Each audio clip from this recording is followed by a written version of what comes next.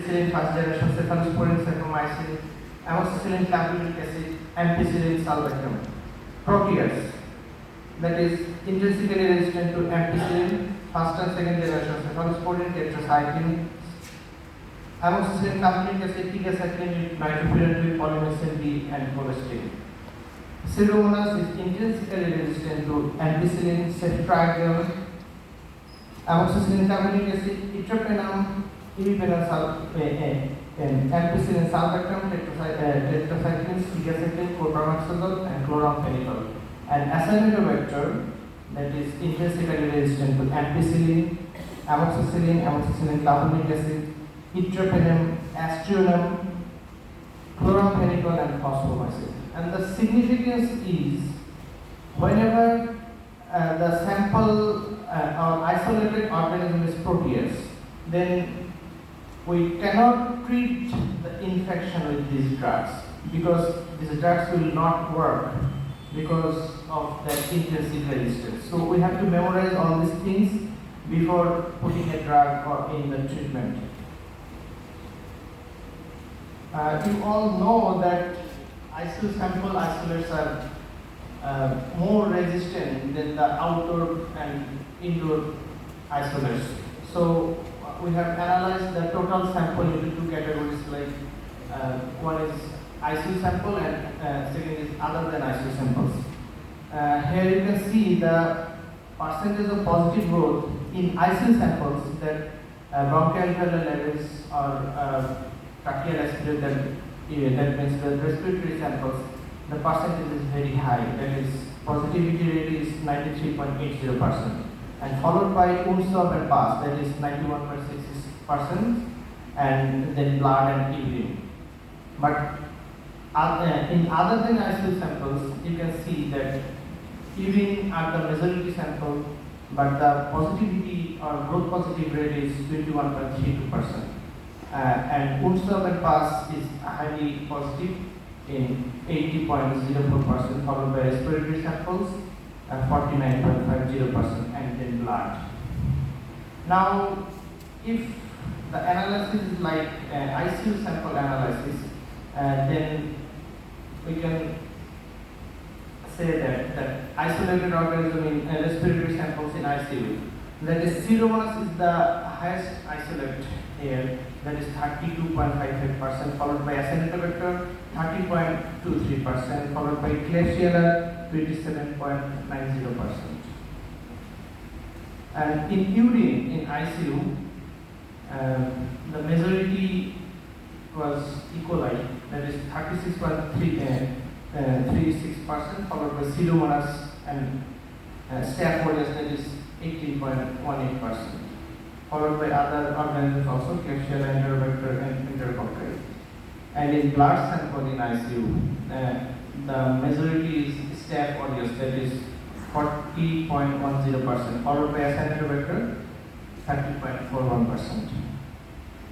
And in wound swab, majority of the isolates were Pseudomonas, and followed by Klebsiella and Acinetobacter. Now, if I go through organism specific antibiotic sensitivity pattern in ICU, that is colistin is, in case of E. coli, colistin showing the highest sensitivity of 80.10%, followed by amic acid 39.30%, and then piperacin tazobactam. But the highest resistance is in ciprofloxacin, ceftriaxone, and ceftazidime. All are 100% resistant in E. coli in ICU. In ICU sample, antibiotic sensitivity pattern in case of Klebsiella, that is colistin showing 85.20% sensitivity, followed by piperacin tazobactam. You all know piperacin tazobactam is a very good drug, and it is, though it is a very good drug, but sensitivity is 33.30% in ICU. And in resistance case, showing that ceftazidime is the highest resistant drug, 92.60%. And in case of Pseudomonas, colistin is showing the highest sensitivity, that is 87.30%, followed by piperacin tazobactam And here also ceftriaxone is the resistant drug, most resistant drug, followed by meropenem. In Acinetobacter, colistin showing 89.50%, meropenem 23.10%, and the resistant is ceftriaxone is the highest resistant drug, 92.30%, followed by ceftriaxone. In Staph aureus, linezolid is still 100% sensitive. Vancomycin 97% sensitive. Fluoxetine in ICU 45.77% sensitive. But ciprofloxacin, azithromycin, and gentamicin, these are showing high resistance. 88.36%, 82.10%, 71.10% respectively. In case of Enterococcus, we couldn't yet diagnose any VRE, that is vancomycin resistance Enterococci. That's why linezolid and vancomycin is 100% sensitive. Doxycycline and ciprofloxacin are showing the resistance 82.34% and 77.75% respectively. Now, this was the analysis of ICU samples. Now, other than ICU sample analysis, in urine, E. coli, here also E. coli is the majority, 44.30%, followed by Pseudomonas and Klebsiella. And in Ulsov and Pass, Pseudomonas was the highest isolate, that is 47.51%, followed by E. coli, 13.16%. And in case of blood, that means in outdoor and indoor, the majority is isolates is Salmonella, that is 52.63%, followed by Staph aureus 21.05%. And in respiratory samples, mainly other than ICU, mainly Klebsiella, maybe Klebsiella pneumoniae, that is the highest isolates, that is 44.14%, and the Pseudomonas 26.12%, followed by Staph aureus, Acinetobacter, and others. You can see the sensitivity pattern organism-wise other than ICU. Here also colistin and meropenem, even in nitrofurantoin, showing the good sensitivity, and amoxicillin, clavulanic acid, cefixime, these are showing the highest resistance pattern. In Klebsiella, colistin, meropenem 90.42%, followed by meropenem 86.90%. Even meropenem showing very good sensitivity here, 85.71%. But ceftriaxone, these are resistant. And here Proteus, you all know that nitrofurantoin and colistin, this drug already I have mentioned that these are intrinsically resistant to Proteus. That's why these are empty, this data. Meropenem that was highly sensitive, that 90.10%, and 5% azobactam was 78.20%, and resistance in ceftriaxone and ceftriaxone ciprofloxacin. Here is Pseudomonas, colistin and azobactam showing the highest percentage, 91.43% sensitive, and 5% azobactam 70.69% sensitive.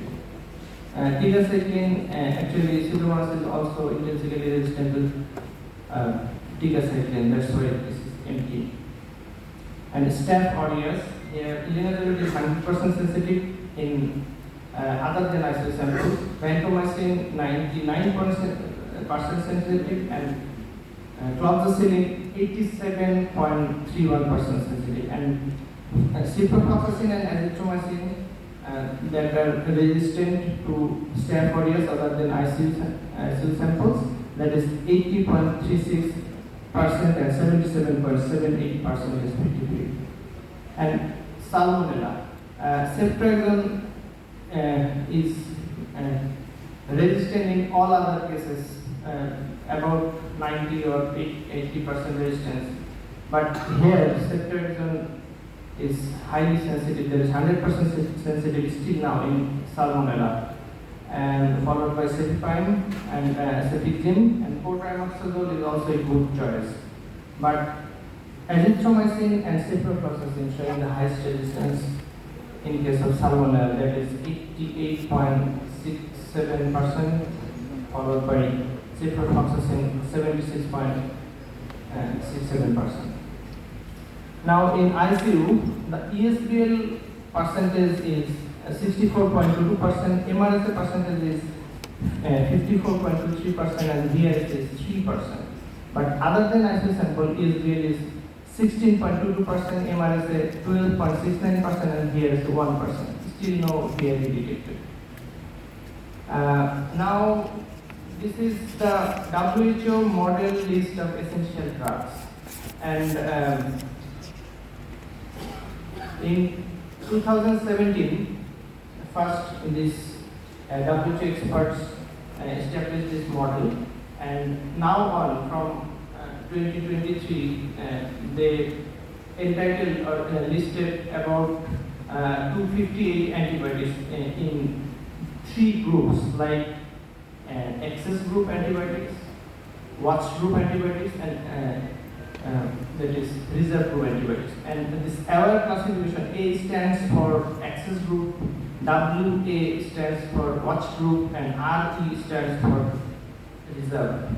So you can see the access group antibiotics, that is amoxicillin, clavulanic acid, ampicillin, benzathine penicillin, and here some cephalosporin group also, doxycycline, metronidazole, amikacin, nitrofurantoin, gentamicin, etc. And the activity against access group antibiotics, activity against a wide range of commonly encountered susceptible pathogens and showing lower resistance potential than antibiotics in other groups. First and second choice of empiric treatment from the access group of antibiotics should be widely available, affordable, and quality assured. But in watch group, these are the antibiotics: azithromycin, cefixime, mainly second generation, third generation cephalosporin are included here.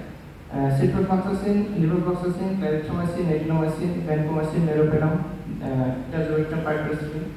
These are the watch group drugs. Antibiotics that are at relatively high risk of selection of bacterial resistance should be prioritized as key targets for stewardship programs and monitoring. Recommended as essential first and second choice empiric treatment options for a limited number of specific infectious syndromes. Now the reserve group drugs, that is colistin, ceftazidime, avibactam, phosphomycin, linezolid, meropenem, verobactam, polymyxin B, tigacycline, and 5th generation cephalosporin, that is ceftobiprole or ceftaroline.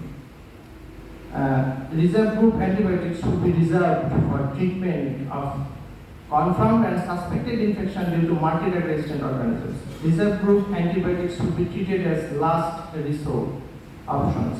These antibiotics should be accessible, but their use should be tailored to highly specific patients and settings when all alternatives have failed or are not suitable. Now, some take-home message that what we should do and what we should not do. That is MSSA, that is methicillin sensitive Staphylococcus aureus, that should be treated by flucloxacillin. If Staph aureus become resistant to oxacillin, cloxacillin, or cefazolin, then it is called MRSA, that means methicillin resistant Staphylococcus aureus. Then the treatment choice will be vancomycin as well as teicoplanin. Then vancomycin become resistant, then it is called vancomycin resistant Staph aureus, that is VRS. Then the treatment option will be linezolid, followed by daptomycin, and quinupristin, daptomycin may be used. And the important information is vancomycin should be used only to treat gram-positive infections. Never use vancomycin in gram-negative infection. You all know about the ESBL. that is organisms which are resistant to penicillin and cephalosporin. Actually, first generation, second generation, and third generation cephalosporin, but sensitive to cefamycin and carbapenem.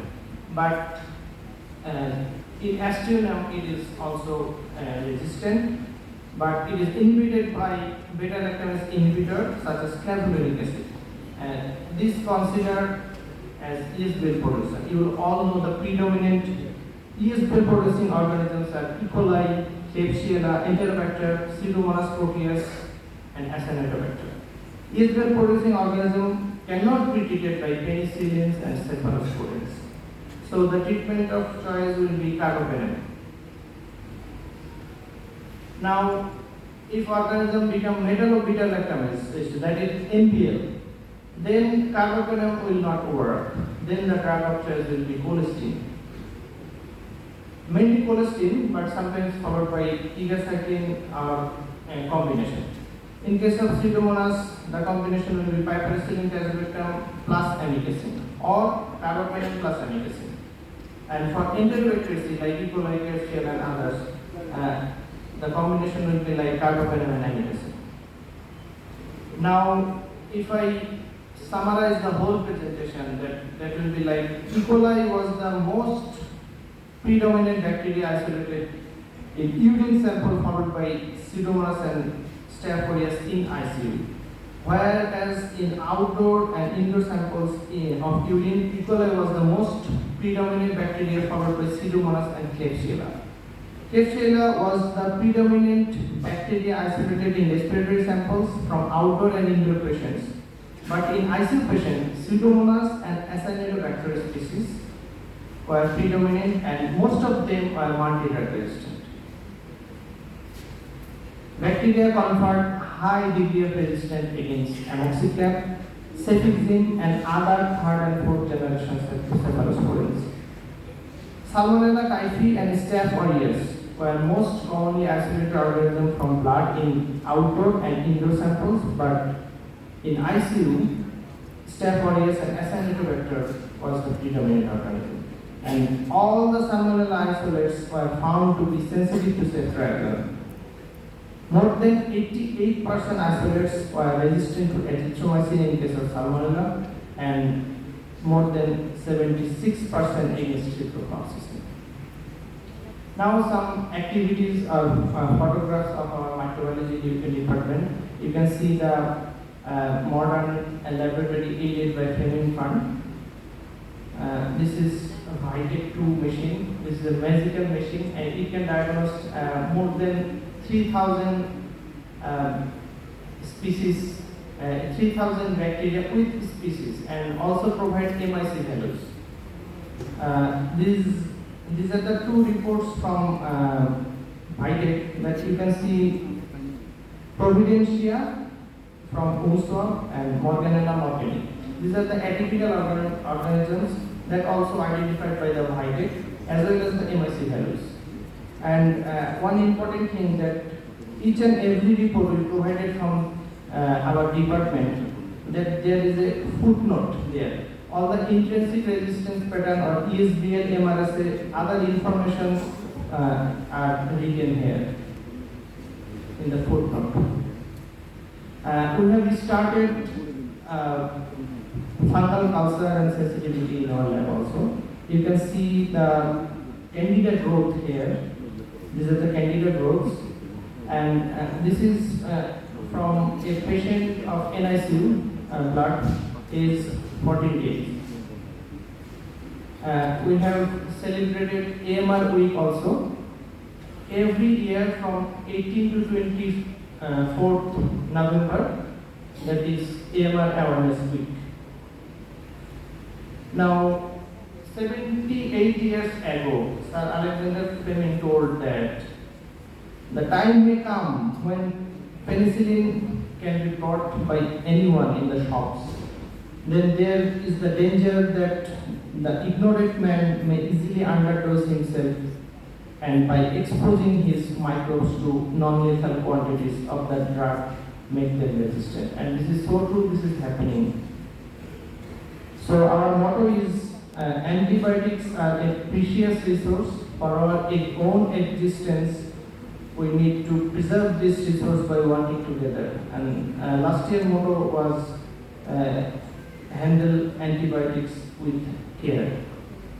Thank you all. Thank you for listening. Thank you. Treatment গাইডলাইনগুলো follow করি, এগুলো usually USA বা UK এদের তৈরি করা guideline. এখন আমাদের ঢাকা মেডিকেলের যে আপনি রেজিস্ট্রেশন প্যাটার্নটা দেখালেন, এটা আমাদের আসলে ইউএসএ বা ইউকে যারা এদের গভর্নিং বডি গাইডলাইনগুলো তৈরি করে, এদের যে স্টাডির রেজিস্ট্রেশন প্যাটার্নগুলোর সঙ্গে কতটা মিল বা অমিল আছে। কারণ আমরা এখনো দেখি যে আমাদের স্যালমোনেলা বা টাইফয়েড ফিভারে বইগুলোতে সিপ্রো বা এজিথ্রোমাইসিন এগুলোর কিছুটা রিকমেন্ডেশন আছে, কিন্তু এখানে দেখা যাচ্ছে যে রেজিস্ট্যান্স প্যাটার্নটা অনেক বেশি।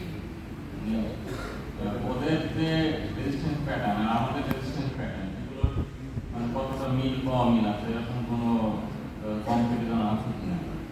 আর একটা তথ্য জানার ছিল যে আমাদের ঢাকা মেডিকেলে আপনি যে পার্সেন্টেজগুলো দেখালেন যে কত পার্সেন্ট গ্রোথ বা কোন ব্যাকটেরিয়া, এখন ঢাকা মেডিকেল থেকে যে স্যাম্পলগুলো কালেক্ট করা হয় কত পার্সেন্ট মানে কাছে নেগেটিভ হচ্ছে, টোটাল নেগেটিভ হয়, এটার কোনো পার্সেন্টেজ আছে কিনা যে total negative. Thank you for your nice question. Actually, the global data, WHO যেটা করে সেটা হলো যে বিভিন্ন রিজনে এদের অ্যানালাইসিস হয় এবং এই জন্যই আমরা বলে থাকি যে অ্যান্টিবায়োগ্রাম এটা গ্লোবালি একরকম, ন্যাশনালি একরকম, হসপিটাল টু হসপিটাল এটা ভ্যারি করতে পারে। যেমন বার্নে যদি সিডোমোনাস ইনফেকশন বেশি হয় তাহলে অন্য জায়গায় হয়তো অতটা সিডোমোনাস ইনফেকশন বেশি হবে না, আইসিইউতে একরকম। এরকম ভাবে প্রত্যেকটা হসপিটালের জন্য নিজস্ব অ্যান্টিবায়োগ্রাম থাকে এবং নেশন ওয়াইজও থাকে। আমাদের লাস্ট ডিসেম্বরে 2021-এ এখানে একটা হচ্ছে অ্যান্টিবায়োগ্রাম আমাদের এখানে দেওয়া হয়েছে ন্যাশনাল সিডিসি থেকে, এবং এইখানে এই অ্যাক্সেস গ্রুপ, ওয়াচ গ্রুপ এবং হচ্ছে রিজার্ভ গ্রুপ এগুলোর কথা বলা হয়েছে। এবং আমরা যেটা করি, আমি যেটা দেখলাম সেটা হচ্ছে লাস্ট 3 মান্থসের ডাটা।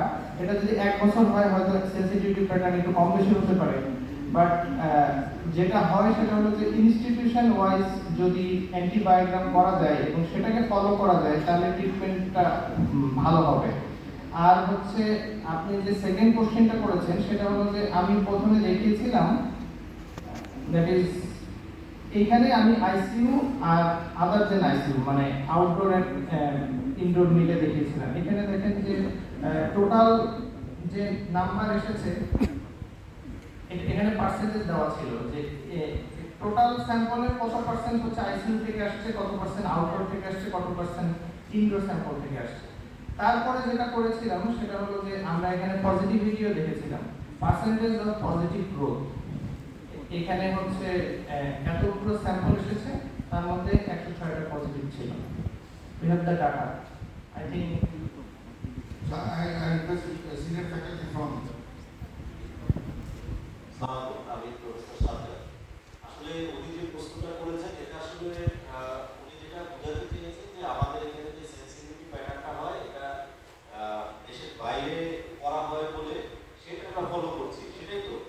আসলে সিএলএসআই বলে আমাদের একটা অর্গানাইজেশন আছে, ক্লিনিক্যাল ল্যাবরেটরি স্ট্যান্ডার্ড ইনস্টিটিউট, এটার এগেইনস্টে ওরা পুরো পৃথিবীতে ওরা সার্ভে করে, সেখান থেকে ওরা যেসব ড্রাগকে সেন্সিটিভ বলা হয়, ফার্স্ট লাইন ড্রাগ, ইকোলাইয়ের জন্য যেটা, প্লেজিলার জন্য একটা, এসিনেটোব্যাক্টার, এগুলি আমাদেরকে ফলো করতে হয়। পুরো পৃথিবীতে এটা ফলো করা হয়, নট অনলি আওয়ার কান্ট্রি, এবং সেটাই স্ট্যান্ডার্ড, সেটাই আমরা ফলো করি। এই সিএলএসআই ব্যাপারটা ক্লিনিশিয়ানরাও প্রায় আপনারা সবাই জানেন, তবুও আরেকটু জেনে নেওয়া ভালো। এগুলি নানান রকম ভাষণ আছে, 22, 23, রিসেন্টলি 23 রিলিজ হয়েছে। এখানে যে ড্রাগগুলোর কথা বলা হয়েছে তার বাইরে আমরা ইউজ করি না।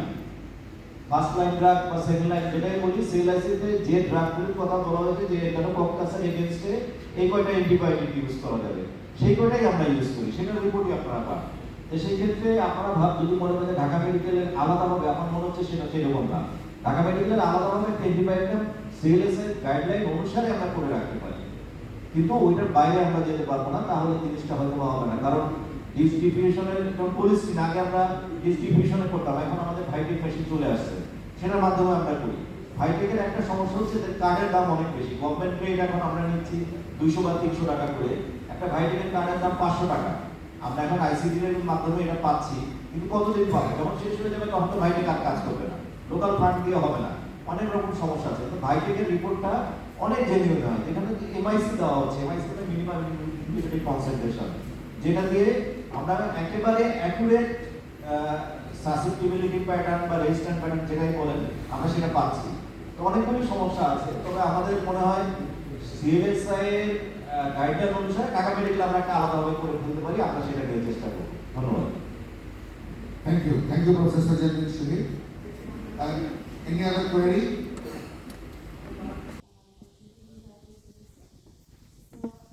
Very glad to know that fungal cultures are being done here.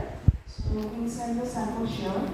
So my question is how you can differentiate the fungal culture if it is positive for candidiasis, whether it is contamination or really in the candidemia. Madam, thank you for your nice question. Actually, madam, we use chromogenic agar-media and we follow all the precautions here. And একটা বা আমরা হচ্ছে sample হয়তো একটা জায়গায় থেকে আরো একসাথে দুইটা প্লেটেও হয়তো অনেক সময় বসাই।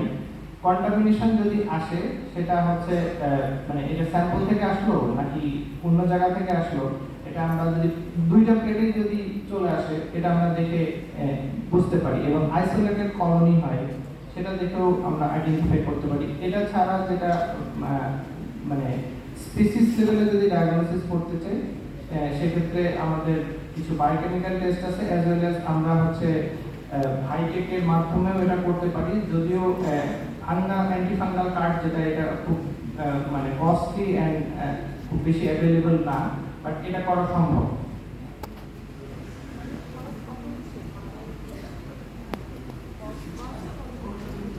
Cost, খরচ। Sir, could you please about the cost? Thank you. আসলে আমরা ফাঙ্গাসটা শুরু করেছি মাত্র, আমাদের যে কালচারের যে টাকা 300 টাকা করে দিয়েই আমরা ফাঙ্গাসের জন্য আলাদা কোনো রেট এখন নাই। স্যার আরেকটা প্রশ্ন হচ্ছে যে ফাঙ্গাল কালচারের জন্য ব্লাড স্যাম্পল কালেকশনের আলাদা কোনো প্রসিডিওর বা কোনো না, সেম প্রসিডিওর ব্লাড কালেকশনের জন্য সেম প্রসিডিওর। যেমন আমরা ব্লাড কালচারের জন্য যেরকম প্রথমে আয়োডিন দিয়ে আমরা ওয়াশ করি, তারপরে অ্যালকোহল দিয়ে ওয়াশ করি, এরকম দুবার অ্যালকোহল আয়োডিন একবার, তারপর ওখান থেকে আমরা যেরকম স্টেরয়েড ওয়েতে ব্লাড নিই একই সেম। স্যার আরেকটা প্রশ্ন হচ্ছে অনেক সময় আমাদের কাছে আসে স্যাম্পল বোন ম্যারো স্যাম্পল থেকে একটা ফাঙ্গাল কালচার বা মাইক্রোবিয়াল কালচারের জন্য পাঠানোর জন্য। তো বোন ম্যারো অ্যাসপিরেশন যখন আমরা করি আমরা ইউজুয়ালি একটা পেট্রি ডিশের মধ্যে স্যাম্পলটা দিই, সো এইখানে ক্লট না হয়, ওইখানে আমাদের অ্যান্টিকোয়াগুলেন্টস থাকে। তো কালচারের জন্য যখন আমরা দিই তখন কিন্তু ওইটা আসলে স্টেরাইল না, কারণ আমি তো পেট্রি ডিশ কন্টেনিং দ্য অ্যান্টিকোয়াগুলেন্ট ওটা তো ওপেন থাকছে।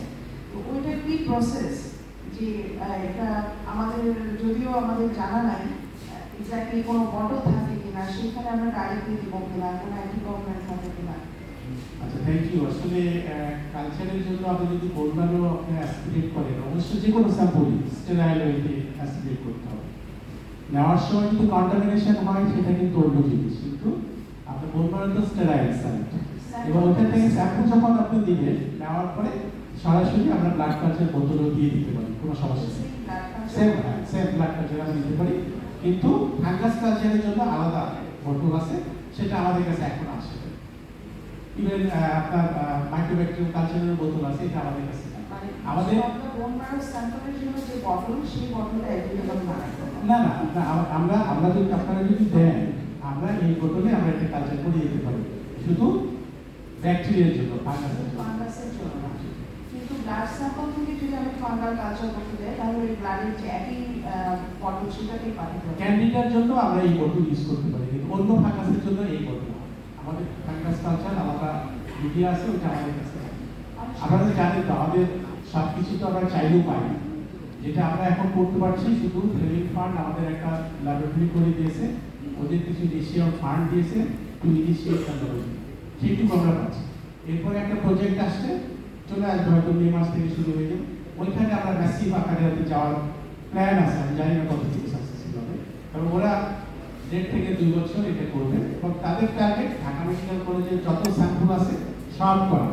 কিন্তু আমি বিশ্বাস করি না এটা করতে হবে, এবং আমার ল্যাবরেটরি এত ফ্যাসিলিটিসও নাই, আর এটা সম্ভব না। ঢাকা মেডিকেল কলেজে 500 স্যাম্পল করা সম্ভব না, কিন্তু তাদের টার্গেট ঢাকা মেডিকেল কলেজে কোনো স্যাম্পল বাইরে যাবে না, সব এখানে করা হবে, এটা তাদের টার্গেট।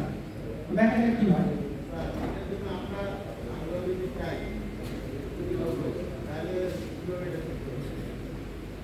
আমরা চাইলে আমাদের দুটো জিনিস, আমাদের লোকজন বাড়াইতে হবে। হ্যাঁ, আমাদের কিছু লোক আপনার দিয়েছেন, সেটা ঠিক আছে, কিন্তু আমাদের যে কাজের পরিধি, নতুন যে ল্যাবরেটরির যে কাজটা, সেটা কিন্তু আরো সফিস্টিকেটেড, ওখানে ম্যানপাওয়ার এমনি বেশি লাগে, নাম্বার 1। নাম্বার 2, যেমন কালকে মিটিং হলো, আমাদের ক্লিনার নাই, আমাদের আরো কম, যদি আপনি করতে চান আমাদের 24 ঘন্টা রান করতে হবে, এবং আরো মেশিন লাগবে ব্লাড কালচারে। হয়তো আমরা ব্লাড কালচারের মেশিন একটা চলে আসবে কয়েক মাসের মধ্যে, প্লেভিং ফান্ডে আমাদের দিবে, কিন্তু 24 ঘন্টা যদি চালাতে যায় আমাদের কমপক্ষে 10 জন টেকনোলজিস্ট লাগবে, কমপক্ষে আমি বলেছি। তো এই 10 জন টেকনোলজিস্ট কোথায়? গত 10 বছরের মধ্যে এই মাত্র 2টা না 3টা টেকনোলজিস্ট পেয়েছি, 10 বছর ধরে। এটা আপনি তো জানেন সব। তো কাজে আপনি 10 জন টেকনোলজিস্ট দেন, আমরা রান করাতে চাই। Microbiology department for presentation. Actually, with the clinician, need collaboration with the microbiologist and other department to manage such kind of infection disease. So, এটা আমাদের মনে হয় যে খুবই গুরুত্বপূর্ণ এবং আমাদের হেল্প করবে। আমার কয়েকটা প্রশ্ন ছিল, একটা হচ্ছে যে ব্লাড কালচারে যেটা দেখানো হয়েছে যে সেন্সিটিভ আইসোলেট প্যাটার্ন যেটা দেওয়া হয়েছে, তার মধ্যে স্ট্যাফিলোকক্কাসটা সবচেয়ে বেশি in ICU. এমনি other than Other than ICU হচ্ছে Salmonella mainly predominant, followed by Staph aureus. আচ্ছা, স্ট্যাফ অরিয়াসে এখানে কি কোয়ালিটি পজিটিভ বা নেগেটিভ? Actually মানে Staph aureus এর পার্সেন্টেজটাই বেশি, কোয়াগুলেস নেগেটিভ Staph aureus এর পার্সেন্টেজ আছে বাট খুবই কম। আচ্ছা, ব্লাড কালচার যেটা আমরা আসলে কমন ফেস করি, যদি স্ট্যাফ